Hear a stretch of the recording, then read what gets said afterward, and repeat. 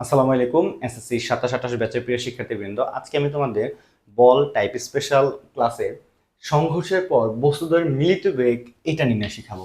যখন বলছে ভাইয়া মিলিত বেগ, তার মানে হচ্ছে একটা অস্থিতি স্থাপক সংঘর্ষ।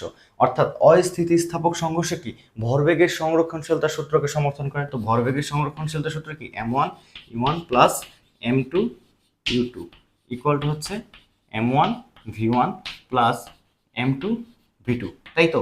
এখন দেখো বলছে কি সংঘর্ষের পর বস্তুদের মিলিত বেগ, অর্থাৎ দুইটা বস্তু একত্রে একই বেগে চলতে থাকবে।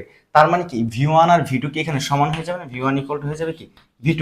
তার মানে এখানে v1 v2 না ধরে ভাইয়া যদি আমি এটাকে কমন v ধরে নিই, কি ধরে নিই ভাইয়া v। দেখো v যদি ধরে নিই তাহলে মিলিত বেগ v যদি কমন নেই তাহলে হয়ে যায় কি দেখো তো m1 প্লাস m2। বুঝতে পেরেছ? আর এখানে যা সেটা বসায় দাও, m1 u1 plus m2 u2।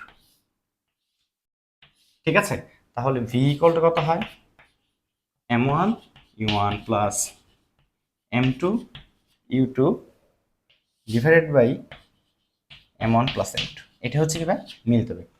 যখন এটা একই দিক থেকে আসবে তখন এই মাঝখানের চিহ্নটা হবে প্লাস, যখন এটা বিপরীত দিক থেকে আসবে অর্থাৎ একটা u1 যদি হয় পজিটিভ, u2 হবে কি নেগেটিভ, যার কারণে এই চিহ্নটা নেগেটিভ হয়ে যখন ভাইয়া বিপরীত দিক থেকে হবে তখন এই প্লাসটা কি হয়ে যাবে, এই প্লাসটা নেগেটিভ হয়ে যাবে মিলিত বেগের ক্ষেত্রে।